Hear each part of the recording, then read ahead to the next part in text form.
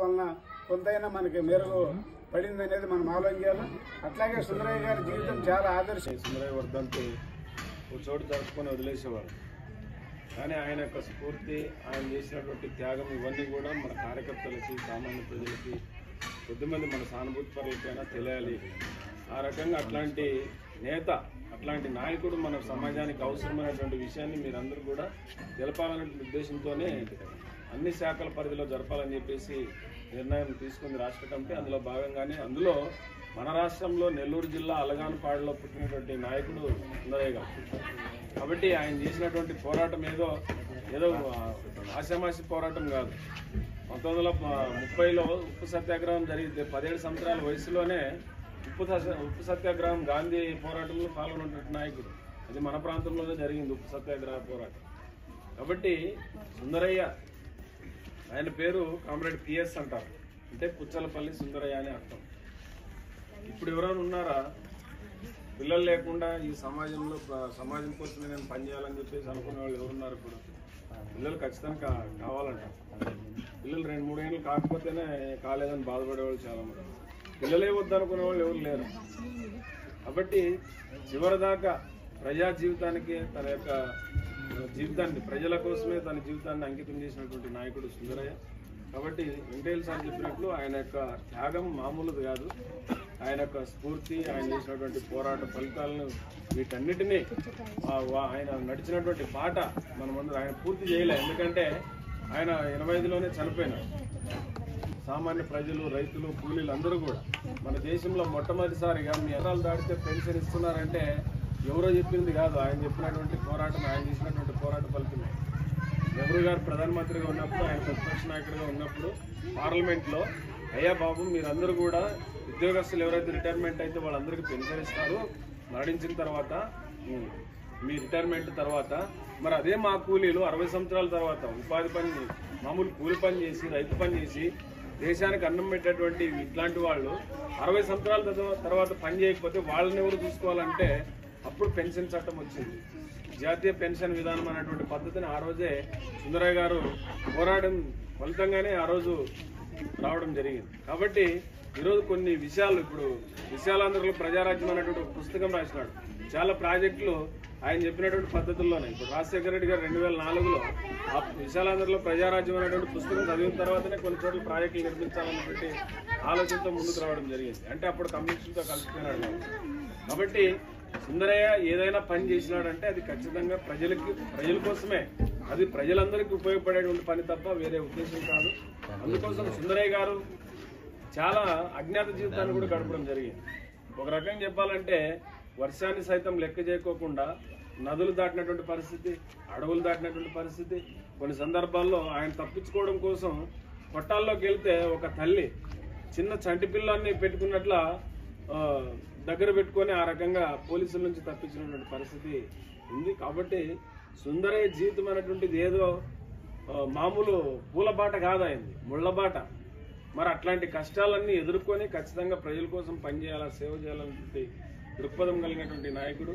కాబట్టి సుందరయ్య గారు 1913లో పుట్టిన తర్వాత ఆయన జన్మించింది ఒక రకంగా చెప్పాలంటే మేడే అనేటువంటిది మనం అందరూ జరుపుకుంటాం.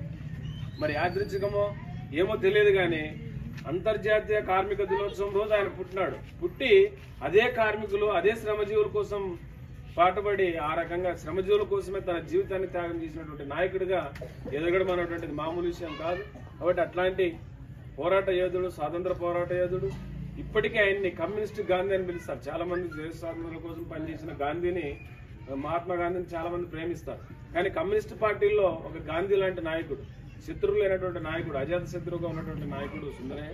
కాబట్టి ఆయన జీవితం చాలా చిరస్మరణీయం. మనకు అతను అడుగుజాడలు చాలా కీలకమైనటువంటివి. కాబట్టి మన పార్టీ సభ్యులు, సానుభూతి పరులు, మనమందరూ కూడా ఆ రకంగా ఈరోజు ప్రజా సంఘాలు ఎవరైనా కానీ ఆయన అడుగుజాడల్లో నడుస్తూ ఖచ్చితంగా ఆయన ఇచ్చినటువంటి బాటని మనం నెరవేర్చడానికి ప్రతి ఒక్కరూ ఆయన చేసినటువంటి 100%లో కనీసం 10% మనం అందరూ కూడా పనిచేస్తే ఆ రకంగా ప్రజలందరికీ ఉపయోగపడుతుంది, ఈ సమాజ మార్పుకు దోహదపడుతుంది అని చెప్పేసి మీ అందరినీ కోరుతూ మరి ఆ రకంగా ఆయన చూపిన బాటలు మనం అందరూ నడుద్దామని చెప్పేసి ఈరోజు ఆయన వర్ధంతి సందర్భంగా మనం అందరూ కూడా 39వ వర్ధంతి సందర్భంగా ఆ రకమైనటువంటి ప్రతిభూనుతో మనం అందరూ కూడా ముందుకు వెళ్ళాలని చెప్పేసి మీ అందరూ కోరుతూ మరి నాకు మాట్లాడడానికి అవకాశం ఇచ్చినటువంటి మీకు ఇప్పుడే మన నాయకులు అన్ని విషయాలు కూడా చెప్పడం జరిగింది. ఏదేమైనా పుచ్చలపల్లి సుందరయ్య గారి గురించి చెప్పాలంటే కనీసం ఆయన జీవిత చరిత్ర కంప్లీట్గా చెప్పాలంటే కనీసం 10 రోజులు అవుతుంది. ఆయన జీవిత చరిత్ర 10 రోజులు కంటిన్యూగా టైము వదులుకోకున్నట్లు చెప్పినా 10 రోజులు అవుతుంది ఆయన జీవిత చరిత్ర చెప్పాలనుకుంటే. ఇప్పటికే మన నాయకులు కొన్ని షార్ట్ కట్ విషయాల్లో కూడా ఆయన గురించి, ఆయన త్యాగాలు, ఆయన చేసినటువంటి ఈ వినలేని త్యాగాలన్నీ కూడా కొన్ని షార్ట్ కట్లో మాత్రమే మీకు చెప్పడం జరిగింది. ఏదేమైనా మీ అందరినీ కోరేది ఏమంటే, మేము ఇప్పుడు సోషల్ మీడియా వచ్చిన తర్వాత ప్రతి ఒక్కరి చేతుల్లో మొబైల్స్ ఉన్నాయి, ప్రతి ఒక్కరి చేతుల్లో పెద్ద ఫోన్లు ఉన్నాయి. ఆ ఫోన్ల ద్వారా మన సుందరయ్య గారి గురించి తెలుసుకోవాలనుకుంటే ఆయన జీవిత చరిత్ర మొత్తం కూడా మన ఫోన్లలోనే ఉంటుంది, యూట్యూబ్లో. కానీ ఆయన చేసినటువంటి త్యాగము, ఆయన చేసినటువంటి పోరాటము, ఆయన చేసినటువంటి అసలు ఎనలేని త్యాగాలు ఈ దేశంలోనే ఒకప్పుడు భగత్ సింగ్, ఒకప్పుడు అనేక డాక్టర్ల కాటికి పోయి అనేక వైద్యం చేసుకుంటూ అనేక ఇబ్బందులు పడుతూ కూడా ముందుకు పోతా ఉన్నాం ఈరోజు ఉండే సమాజం ఇది.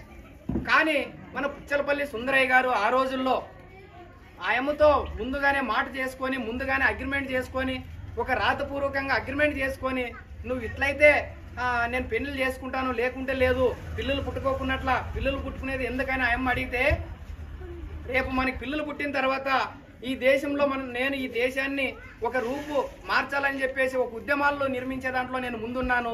నేను రేపు పొద్దున్న నాకు పిల్లలు పుడితే సంతానం అయితే వాళ్ళకి ఎక్కడ ఆస్తులు సంపాదించాలో, లేదా ఎక్కడ నేను వాళ్ళు బాటలో పడి నేను కూడా ఉద్యమాలకి నీరు గార్చే పరిస్థితి వస్తుందో ఏమని చెప్పేసి కూడా ఆ రోజు సుందరయ్య గారు ముందుగానే ఆలోచించి ఆయనతో మాట తీసుకొని కాసి కూడా అగ్రిమెంట్ చేసుకోవడం జరిగింది. ఈ రోజు మనం చూస్తూ ఉన్నాం కదా, ఒకరు కనీసం 3-4 సంవత్సరాలు పిల్లలు కాకపోతే కూడా వెంటనే రకరకాల హాస్పిటల్ రకరకాల వైద్యం చేసుకుంటున్నాం. అంటే ఆయన చేసినటువంటి త్యాగం ఎంత అని చెప్పేసి కూడా మీకు తెలియజేస్తా ఉన్నాను.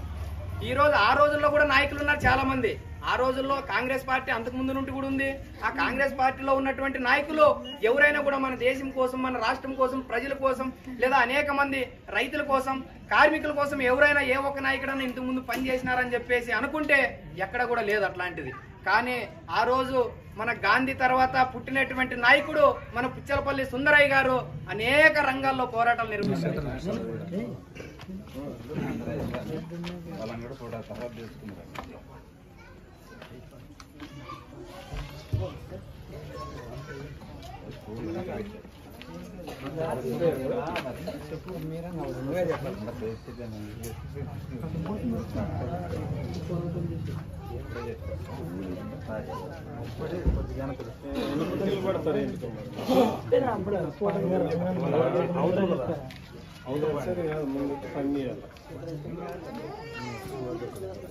నివాళులర్పించాలి. ఉలమాలు వేసిన వెంటనే నివాళులర్పించినాక మనం నివాళులర్పించి అందరూ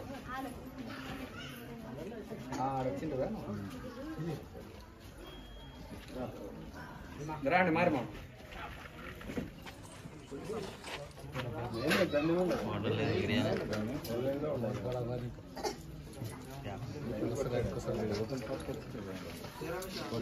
బాగా వస్తుంది ఫోటో లైటింగ్ వస్తుంది, ఇక్కడైతే బాగా వస్తుంది.